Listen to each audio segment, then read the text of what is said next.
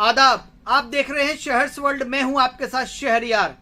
आखिर क्यों बृजभूषण शरण सिंह को बीजेपी सरकार बचाने के लिए किसी भी हद तक जाने को तैयार है। एक तरफ सुप्रीम कोर्ट के आदेश के बाद श्री बृजभूषण शरण सिंह के लिए एफआईआर हो पाया, पर अभी तक उनकी अरेस्टिंग नहीं हुई है, जबकि उनके ऊपर यौन शोषण और नाबालिग का मामला दर्ज है। फिर भी वो खुलेआम घूम रहे हैं और प्रेस मीडिया में आकर बड़ी बेबाकी से स्टेटमेंट दे रहे हैं, और पॉस्को जैसे सेक्शन लगे होने के बाद भी वो खुलेआम घूम रहे हैं और सरकार की पुलिस मूकदर्शक बनी हुई है। जबकि अमूमन ऐसी घटनाओं में देखा जाता है और केसों में देखा जाता है कि पहले गिरफ्तारी होती है, फिर न्यायालय के समक्ष हाजिर किया जाता है और फिर कानून के तहत जो भी कानूनी प्रक्रिया होती है वो चलती है। लेकिन इसके ठीक विपरीत बृजभूषण शरण सिंह का मामला दिख रहा है, जिनके ऊपर इतना बड़ा संदिग्ध मामला दर्ज है और वो खुलेआम घूम रहे हैं। तो ऐसे में ये क्या कहना गलत होगा कि उन्हें सरकार की तरफ से संरक्षण मिल रहा है। आइए इसी मामले में जानते हैं अजीत अंजुम, विभूति नारायण राय जो एक्स डीजीपी भी हैं, और अमरीश कुमार जनसत्ता एक्सप्रेस के पत्रकार की बातचीत में कि इस मामले पर ये लोग की क्या राय है।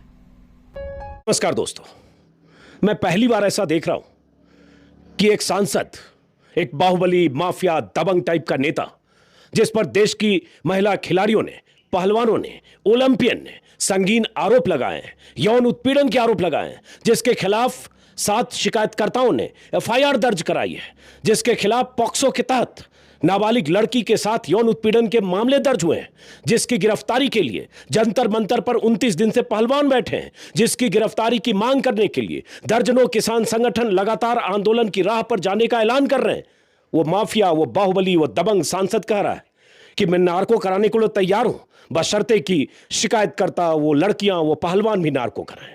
वो दबंग सांसद कह रहा है कि मैं नार्को के लिए तैयार हूं, बशर्ते कि बजरंग पूनिया, विनेश फोगाट या जिन लोगों ने मेरे खिलाफ आरोप लगाए हैं वो भी नार्को कराएं। और दिलचस्प बात यह है कि पहलवानों ने कह दिया कि हम भी नार्को के लिए तैयार हैं।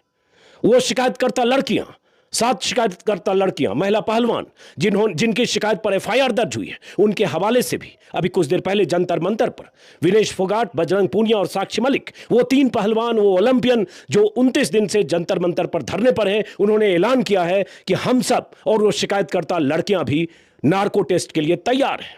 खास बात यह है, जो पहलवानों ने कहा है थोड़ा प्रैक्टिकल नहीं है। उन्होंने कहा है कि नार्को टेस्ट के लिए हम तैयार तो हैं, लेकिन सुप्रीम कोर्ट के गाइडेंस में हो, सुप्रीम कोर्ट की निगरानी में हो और लाइव नार्को टेस्ट हो। नार्को टेस्ट लाइव होता नहीं है, लैब में होता है, डॉक्टर्स होते हैं, टेक्नीशियन होते हैं, वहां फॉरेंसिक के लोग होते हैं और जांच अधिकारी होते हैं। लेकिन फिर भी कुछ सवाल पैदा हुए, जो सवाल बृजभूषण शरण सिंह के इस बयान पर हैं, और बृजभूषण शरण सिंह बार बार ऐसे बयान दे रहे हैं। आज फिर उन्होंने कहा है कि नार्को टेस्ट, पॉलीग्राफी टेस्ट सबके लिए तैयार, लेकिन जो बड़ी बात कह दी कि जो आरोप लगा रही है लड़कियां वो भी कराएं। तो मैं अभी हूं रामगढ़ में, आया तो हूं अपनी टीम के साथ कुछ स्टोरी करने के लिए, लेकिन यहाँ विभूति नारायण राय हैं जो डीजीपी रहे हैं, डायरेक्टर जनरल रहे हैं, वरिष्ठ आईपीएस अधिकारी रहे हैं, रिटायर कर चुके हैं, लेकिन लेखक हैं, साहित्यकार हैं, वर्धा यूनिवर्सिटी के वाइस चांसलर भी रहे हैं, रामगढ़ में इन दिनों हैं। तो मैंने कहा जरा इनसे भी बात करें, पुलिस एंगल भी, नार्को को लेकर जो कहा गया वो भी, और बृजभूषण शरण सिंह के प्रति सरकार या पुलिस का रवैया ऐसा क्यों है कि 29 दिन तक ऐसे आरोपों के बाद गिरफ्तारी नहीं। एक हमारे साथ खास मेहमान है अमरीश कुमार, एक्सप्रेस और जनसत्ता से 3 दशकों का इनका रिश्ता रहा है, और पत्रकार के तौर पर, लेखक के तौर पर, लेकिन इन दिनों सत्य हिंदी पर हर रोज इनका एक शाम को 7 बजे शो भी आता है। सबसे पहले आपसे ही, जो ये नार्को में ये नया मामला, जिस तरह से बृजभूषण ने कह दिया कि वो शिकायतकर्ता लड़कियां, जिन जिन खिलाड़ियों ने मुझ पर आरोप लगाए, वो सब उनका भी नार्को टेस्ट कराया जाए और ये मुद्दा समाप्त कराया जाए। तो ये ऐसा जो आरोप लगा रही हैं, जो नाबालिग लड़की भी है, ये उनकी मांग वाजिब है या एक पोस्टरिंग है, अब ये भी एक पेच है फंसाने का? देखिए, इस पूरे प्रकरण के 2 पक्ष हैं, एक तो कानूनी है, दूसरा नैतिक है। तो नैतिक पक्ष तो पूरी तरह से बृजभूषण शरण सिंह के खिलाफ है। बृजभूषण शरण सिंह का पूरा अतीत, उनका पुराना इतिहास बहुत ही दागदार रहा है। तरह तरह के आपराधिक मुकदमे, 40 के आसपास मुकदमे उनके खिलाफ रहे, और ये पहली बार मैं देख रहा हूँ कि इतना गंभीर आरोप लगाया जाए और वो व्यक्ति दंदनाता हुआ प्रेस कॉन्फ्रेंस कर रहा है, खुलेआम घूम रहा है। इससे कम गंभीर आरोपों पर, ख़ासतौर से जो सेक्सुअल ऑफेंसेस हैं, उनमें फ़ौरन गिरफ्तारी हो जाती है। कम से कम अदालत में वो आदमी जा करके अपनी ज़मानत तो कराता है, लेकिन यहाँ तो कोई फ़र्क ही नहीं पड़ रहा। तो जो नैतिक पक्ष है वो तो ब्रजभूषण शरण सिंह के खिलाफ है, लेकिन कानूनी पक्ष जहाँ तक है, देखिए ब्रजभूषण शरण सिंह चूँकि अपराधी हैं तो उनके खिलाफ हमें beyond any reasonable shadow of doubt साबित करना पड़ेगा कि जो आरोप लगाया जा रहा है वो सही है। ब्रजभूषण शरण सिंह अपराधी के एक अभियुक्त के तौर पर उन्हें आप मजबूर नहीं कर सकते कि वो नार्को टेस्ट कराएं, लेकिन अगर वो नहीं कराएंगे तो ये उनके खिलाफ जाएगा। उनकी ये मांग की जो जिन्होंने दोषारोपण किया है वो भी नार्को टेस्ट कराएं, मुझे लगता है कानूनी तौर पे तो उचित है, क्योंकि अगर वो मना कर देंगे तो फिर उनके खिलाफ चला जाएगा। लेकिन ये कहना कि वो सुप्रीम कोर्ट के जज की निगरानी में हो या कोई दूसरी एजेंसी आके सुपरवाइज करे, पब्लिकली इसको रिले किया जाए, मैं नहीं समझता कि उसमें कोई कानूनी दम है। वो तो होगा टेस्ट किसी लैब में जहाँ डॉक्टर्स होंगे, जहाँ साइको एनालिस्ट होंगे, जहाँ इन्वेस्टिगेटिंग ऑफिसर होगा, वो अपने सवाल लेके आएगा, पूछेगा। तो लीगली तो शायद उनका पक्ष सही है, लेकिन चूंकि ये इतना ज़्यादा इमोरल पूरे के पूरे इसकी हैंडलिंग हुई है और उनका अतीत इतना दागदार है कि मैं नहीं समझता कि उनके साथ किसी की सहानुभूति होगी। अब एक सवाल अमरीश जी के पास आने से पहले, नार्को टेस्ट जो होता है उसमें कुछ ऐसी दवाओं का इस्तेमाल होता है, केमिकल का, जिसमें वो कुछ बेहोशी और कुछ मतलब अर्ध बेहोशी की अवस्था में हो, उसकी चेतना कुछ इस तरह से ढीली पड़ जाए कि उससे अगर कुछ सवाल पूछे जाए और सवाल ट्रिकी सवालों की लिस्ट बनती है और उस सवालों में वो कहीं फंसता है, उसके बॉडी में भी कुछ हलचल होती है, झूठ बोल रहा है, सच बोल रहा है, उसका एक टेक्निकल तरीका है फॉरेंसिक एक्सपर्ट के हवाले से जैसा होता है। लेकिन उसमें भी लोग कहते हैं कि लाइन ऑफ क्वेश्चनिंग बहुत इंपॉर्टेंट है कि आप क्या पूछते हैं। जो आईओ होता है और जो सवाल पूछने वाली टीम होती है वो बहुत मैटर करता है कि अगर सवाल आपने बहुत स्मार्टली नहीं फ्रेम किए तो शातिर लोग उसके बाद भी बच जाते हैं। तो इसमें अगर कोई बचाना चाहे तो उसके बाद भी इसकी गुंजाइश बचती है। और दूसरी बात कि सुप्रीम कोर्ट की पहले की गाइडलाइन है 2010 का, मैं केजी बालकृष्णन की अदालत का, सुप्रीम कोर्ट का, पहले भी ऐसे भी कई बार हुआ है कि बिना सहमति के नार्को टेस्ट नहीं हो। जी, नार्को टेस्ट क्या कोई भी एविडेंस आप मजबूर नहीं कर सकते किसी अभियुक्त को अपने खिलाफ देने के लिए, ये तो एक संवैधानिक स्थिति है। तो नार्को टेस्ट तो नहीं हो सकता अगर ब्रजभूषण मना कर दें, लेकिन फिर ये उनके खिलाफ जाएगा। जहाँ तक आपने बात कही वो बहुत सही है कि अगर जो इन्वेस्टिगेटिंग एजेंसी है अगर वो सवाल बहुत इंटेलिजेंटली और बहुत पॉइंटेडली नहीं करेगी तो ये बच सकता है। देखिए, इसमें सबसे बड़ी चीज़ ये है ना कि आपके अंदर कितनी विल पावर है, आपकी इच्छा शक्ति कितनी है। आपको पता है कि थोड़ी देर में आप अर्ध बेहोशी की हालत में चले जाएंगे, आपका मस्तिष्क बहुत ज़्यादा एक्टिव हो जाएगा और बहुत सारे सवाल जो आप होश में नहीं जिनके जवाब देते या उस तरह जवाब नहीं देते वो आप देने लगेंगे। लेकिन मैंने देखा है कि जो बहुत जिन्हें कह सकते हैं दृढ़ इच्छा शक्ति वाले हैं वो उस समय भी झूठ बोल जाते हैं, उस समय भी उनका दिमाग पूरी तरह से काबू में नहीं आता। तो ये बड़ा पेचीदा मामला है। अब चूंकि झूठ बोल जाते हैं मतलब एजेंसीज को या सवाल पूछने वाले को भरमा देते हैं। और फिर इसमें तो सबसे बड़ा खतरा ये है ना कि जो जांच एजेंसियां हैं वो जिस तरह सॉफ्टली डील कर रही हैं, जिस तरह का रिश्ता उनका इस अभियुक्त के साथ है, ये सत्ता पार्टी का एमपी है, अगला चुनाव लड़ेगा, कई कॉन्स्टिट्यूंसीज में ये अपने सजातीय वोटरों पर असर डाल सकता है। तो ये सारी चीज़ें ऐसी हैं जो मेरे मन में आशंका है कि इसे राज्य बचाने की कोशिश करेगा।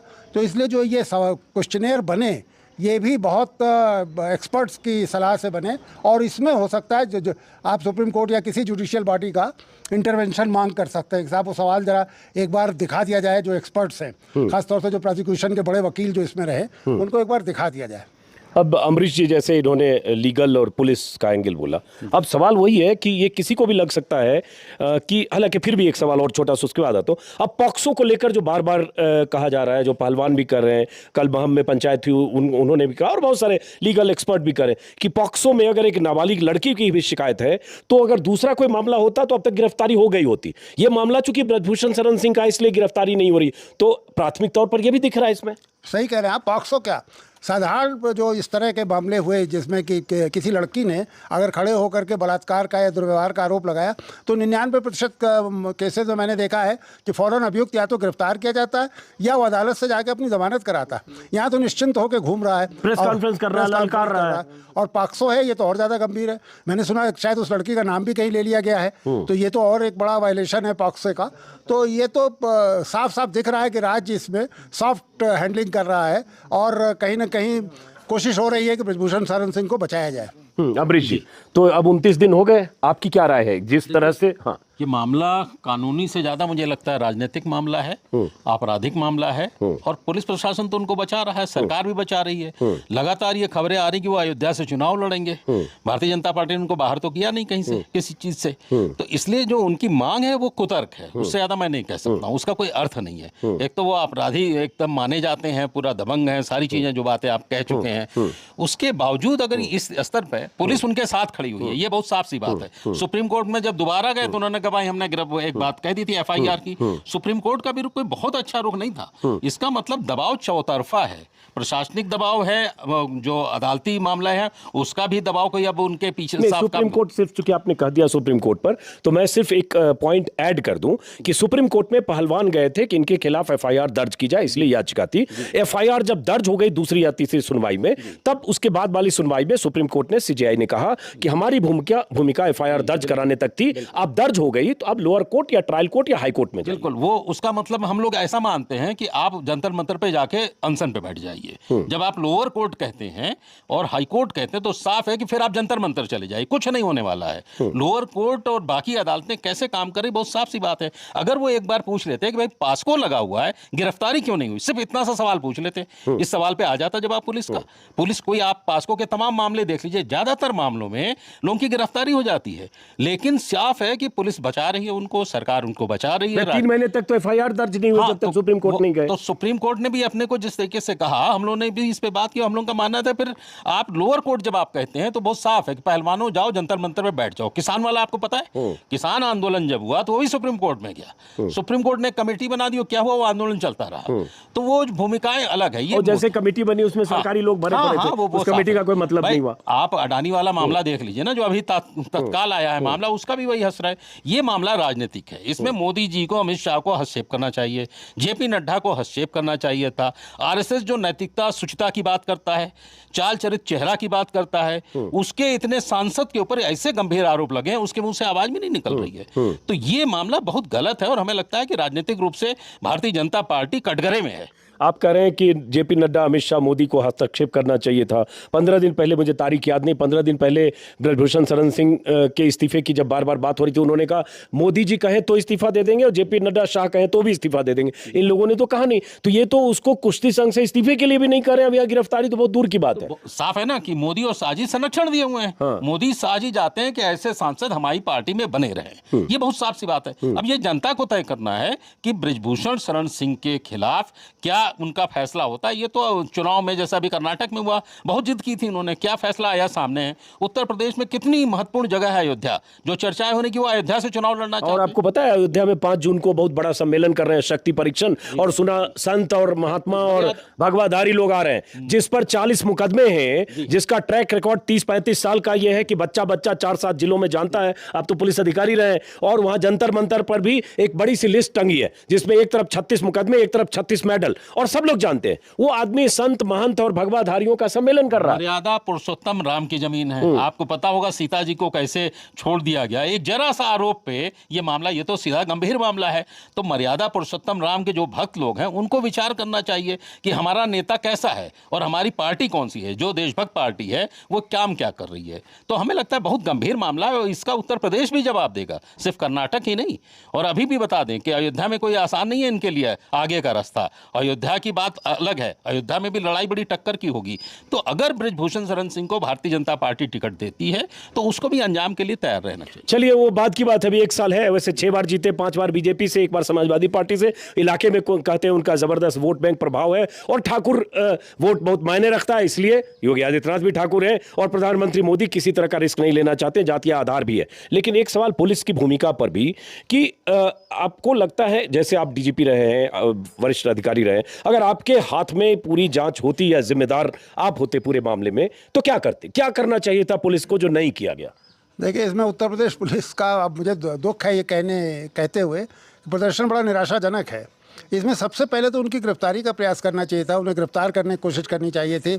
वो ठीक है, जाके अदालत से जमानत करा लाते तो अलग बात है, लेकिन उनसे तो मुझे नहीं लगता है कि अभी तक कोई पूछताछ भी हुई। मतलब मैं तो सिर्फ अखबारों के माध्यम से एक बार पूछताछ हुई है, लेकिन कहा गया फिर बुलाएंगे। पता नहीं कैसे पूछताछ हुई, क्या मोहब्बत वाली कोई पूछताछ हुई नहीं, होगी। लेकिन उनसे हुई है तो क्या उन जो पीड़िताएं हैं या पीड़िता है उससे भी हुई है, मुझे नहीं पता कितना। पीड़िता का 164 में 2 का बयान तो कई दिन पहले, 5-7 दिन पहले हो गया था, बाकी का भी हो रहा तो अगर 164 में हो गया तो फिर तो अब तो वो एक तरह से जो 164 का बयान है वो तो अदालत में एडमिसिबल है। बिल्कुल। और अगर उसने कहा है तो उस बयान पे कार्रवाई होनी चाहिए। तो ये तो बड़ा दुर्भाग्यपूर्ण है। मतलब किसी भी पुलिस अधिकारी को इसे चुनौती के तौर पर लेना चाहिए, क्योंकि ये तो पूरे उत्तर प्रदेश पुलिस की छवि खराब कर रहा है ना। लोग ये कह रहे हैं कि साहब देखिए, छोटे अपराधियों के तो जाके आप घर गिरा दे रहे हैं, उनके मकान ढहा दे रहे हैं, और ये एक ऐसा अपराधी जो जिसके खिलाफ 35-40 मुकदमे हैं, पहले से हिस्ट्री शीटर भी रहा है, या पता नहीं हिस्ट्री शीटर तो रहा होगा जरूर, मुझे निश्चित नहीं पता। तो ऐसे व्यक्ति का हत्या से लेकर कोई ऐसा ज्यादातर मुकदमे, और एक तो हत्या का कन्फेशन का एक वीडियो घूम रहा है, खुद ही बोला मैं जितेंद्र कोई था उसके पीठ में राइफल लगा के मार दिया मैंने। तो बताइए, अब इस पर तो पुलिस को और ज्यादा सक्रिय भूमिका निभानी चाहिए, मैं ये समझता हूँ। हाँ, तो एक पुलिस की भूमिका है, दूसरी जो सरकार का जो रवैया है, और तीसरा जो 29 दिन के बाद भी कोई गिरफ्तारी की गुंजाइश कोई दिखती नहीं है। क्या ये भी है कि कुछ लोग जो ब्रजभूषण शरण सिंह के पक्ष के लोग हैं, जो बीजेपी के समर्थक भी हैं, आज के जमाने में बहुत भक्त भी होते हैं, उनका कहना है कि भाई, और पुलिस की तरफ से भी ऐसी खबरें आती है, जो पुलिस पहले कह रही थी कि जब तक हम प्राथमिक जांच नहीं कर लेंगे तब तक एफआईआर दर्ज नहीं करेंगे। उसमें 3 महीने लगे, सुप्रीम कोर्ट के डर से हंटर के बाद एफआईआर दर्ज हो गई। अब पुलिस कर रही है कि हम गिरफ्तारी के लायक या ऐसी चीज मानेंगे तब करेंगे। तो क्या ऐसा तो नहीं कि पुलिस सही कर रही है और ये जंतर मंतर पर बैठकर धरना देकर या पंचायत करके जबरन दबाव बना रहे, प्रोसेस के तहत होना चाहिए? देखिए, प्रोसेस तो यही है ना कि आप जो कंप्लेनेंट है, जो पीड़िता है, उसका बयान हुआ, पीड़िता खुद कह रही है कि उसके साथ ज्यादती हुई, अलग अलग मौकों पर हुआ, उनके घर में हुआ, कुश्ती संघ का अध्यक्ष का घर जो है वहां हुआ, और साफ साफ कहा कि मेरे ब्रेस्ट को छुआ, टच किया, स्टमक के टच किया, हक किया, बहुत बैड टच किया, बहुत सारी चीज, मेंटल ट्रॉमा में सब रिटर्न है। 164 में निश्चित रूप से मजिस्ट्रेट के सामने भी उसने कहा होगा। तो अब इसके बाद क्या इन्वेस्टिगेशन कर रहे हैं, मैं नहीं समझ पा रहा हूँ, क्योंकि ये तो कई साल पुरानी बातें हैं। अब उसका कोई मेडिकल वो तो सबूत तो आ नहीं सकता, उसका कोई इस तरह का एविडेंस भी नहीं आ सकता है कि कोई कपड़े लत्ते या कुछ इस तरह की चीज़ें मिलें। तो अब तो उसका, जब तक कि आप उसे झूठा ना साबित करते हैं जो महिला कह रही है, तब तक तो उसको सच मानना ही पड़ेगा। खासतौर से मजिस्ट्रेट के सामने जो बयान दिया गया है उसे सच माना जाना चाहिए और कार्रवाई की जानी चाहिए। अब क्यों नहीं कर रहे, ये बड़ा स्पष्ट दिखाई दे रहा है कि इसमें पॉलिटिकल विल का अभाव लग रहा है, राजनीतिक इच्छा शक्ति नहीं है, इसलिए नहीं किया जा रहा। तो अमरीश जी, राजनीतिक इच्छा शक्ति इसलिए नहीं है ना क्योंकि बीजेपी को या सरकार को अगर अपना कोई आदमी दिखता है जिसके साथ उसका जातीय आधार है, वोट है, चुनाव है, तो उसके साथ खून माफ है। और यही अगर कोई विपक्ष का सांसद होता तो पता नहीं अब तक क्या करते। राहुल गांधी को एक मामूली से मामले में मानहानि के मुकदमे में 2 साल की अधिकतम सजा और 24-26 घंटे में संसद से बाहर और 4 दिन में मकान खाली करने का नोटिस। और यहाँ एक 37-38 मुकदमे वाला आदमी, 7 लड़कियों की शिकायत करने वाली ओलंपियन, धरने पर बैठे ओलंपियन, और सरकार की सेहत पर कोई फर्क नहीं। बिल्कुल, हमें लगता है जुडिशरी को भी इसको संज्ञान में, जैसे आपने बताया ना कि एक बार लिया, ये लोग गए, अपने आप भी तो ले सकती है, सारी चीजों को देख रही है। दूसरे का घर होता तो बुलडोजर चल जाता। कोई मुसलमान सांसद था, एक पुरुष सांसद था, उसके साथ क्या हश्र हुआ सामने। तो हमें लगता है कि सरकार वोट बैंक की पॉलिटिक्स में इतना ज़्यादा नीचे गिर गई है कि किसी अपराधी सांसद के खिलाफ कार्रवाई करने की इच्छा शक्ति उसकी खत्म हो गई। बशर्ते को बीजेपी का हो। हाँ, जाहिर सी बात है, ये बात कम से कम ये पहली बार मैं देख रहा हूँ। इतना अटल जी के साथ हम लोगों ने देखा, लंबा दौर देखा, इतनी ढिठाई तो नहीं करते थे, इतना लंबा समय हो गया, लेकिन कोई कार्रवाई ब्रजभूषण शरण सिंह के खिलाफ नहीं की गई है। तो सिर्फ इस डर से कि 5 जिले जो जहाँ ठाकुर बहुल इलाका है वहाँ पे इनको नुकसान होगा, सिर्फ इसलिए। तो भाई, अगर आप जातीय राजनीति की बात पे आप सबको गाली देते हैं और खुद जातीय राजनीति से ऊपर नहीं उठ पा रहे हैं, तो ये दुर्भाग्यपूर्ण है, यही कह सकते हैं। अब 23 तारीख यानी कल 1 महीने पूरे हो जाएंगे पहलवानों के धरने के जो जंतर मंतर पर चल रहा है। कल कैंडल मार्च की अपील की है विनेश फोगाट, बजरंग पूनिया और साक्षी मलिक ने, और उसमें बहुत सारे किसान संगठनों के लोग हो सकते हैं, मानवाधिकार कार्यकर्ता हो सकते हैं, एक्टिविस्ट हो सकते हैं, जिन्हें भी लगता है कि उनका वाजिब उनकी मांग है, वो समर्थन देने के लिए कल इंडिया गेट पर कैंडल मार्च में हिस्सा लेंगे। इसके अलावा जो महम खापो के चौधरी ने जो ऐलान किया, जिसमें यह भी कि 28 मई को, माफ करें शायद अगर मार्च बोला तो 23 मई को कैंडल मार्च है, और 28 मई को जिस दिन प्रधानमंत्री मोदी नई संसद का उद्घाटन करेंगे, उसी दिन उन्होंने कहा कि संसद के पास हम महिलाओं की पंचायत करना चाहते हैं। मुश्किल है, कहें तो नामुमकिन है कि नई संसद के पास कोई पंचायत के लिए पहुंचने दे, बैठने दे। देखना होगा क्या होता है, सरकार कहां रोकती है, वो चलते हैं, कोई बीच में समझौता होता है, क्या रास्ता निकलता है, उस पर हमें आगे ख्याल करना होगा, देखना होगा। आखिरी सवाल विभूति जी, पुलिस को अब क्या करना चाहिए? मतलब सबसे पहले आपको लगता है कि क्या तुरंत गिरफ्तारी होनी चाहिए, क्या करना चाहिए? देखिए, किसी भी प्रोफेशनल पुलिस के लिए तो सबसे पहले ये चुनौती स्वीकार करनी चाहिए कि जो तफ्तीश कह रही है उस आधार पे उसे आगे बढ़ाएं और उस पर कार्रवाई करें। जो कानून जिस बात की डिमांड करता है, जो कानून जिसकी अपेक्षा करता है, वो कार्रवाई करें। और मेरे ख्याल से तो इसमें एक ही सबसे बड़ी अपेक्षा कानून की यही है कि इस अभियुक्त को पकड़ के अदालत के सामने पेश किया जाए। अदालत इसे इनोसेंट समझती है, छोड़ देगी, अलग बात है, लेकिन इसे अदालत सामने पेश किया जाए। और जिस तरह से किसी साधारण अभियुक्त को कानूनी अदालत जमानत देगी, इनोसेंट, और वो तो ट्रायल का लंबा सिलसिला तो, लेकिन इसे अदालत के सामने ले जाके खड़ा करना चाहिए। ये पुलिस का पहला फर्ज होना चाहिए। ये विभूति नारायण राय बोल रहे हैं, जो सीनियर IPS अधिकारी रहे, डायरेक्टर जनरल रहे और पुलिस में लंबे समय तक 35 साल रहे आप? हाँ, 37 साल IPS अधिकारी रहे। इनकी राय मायने रखती है, लेकिन देश में जैसा अमरीश जी ने कहा कि जब कोई बीजेपी का सांसद होता है, सत्ताधारी दल का होता है, तब सरकार का, मोदी जी का, शाह का नजरिया कुछ और होता है, और जब कोई राहुल गांधी होता है तो क्या सरकार कैसे काम करती है आपने देखा। तो फिलहाल देखते हैं कल कैंडल मार्च में पहलवानों के साथ कितने लोग होते हैं और क्या इन सब से सरकार की सेहत पर कोई फर्क पड़ता है। क्योंकि किसानों का आंदोलन हमने 13 महीने देखा था, 13 महीने तक मुट्ठी भर लोग बताने वाली सरकार, आखिरकार मोदी जी ने कहा उनकी तपस्या में कमी रह गई। यहां देखना है कि उनकी तपस्या में कोई कमी रहती है या ऐसे तपस्वी की तरह मौन साधे हुए बैठे रहते हैं और ब्रजभूषण शरण सिंह पहलवानों को, महिला पहलवानों को, लड़कियों को ललकारता रहता है। हमें इंतजार करना पड़ेगा। फिलहाल नमस्कार।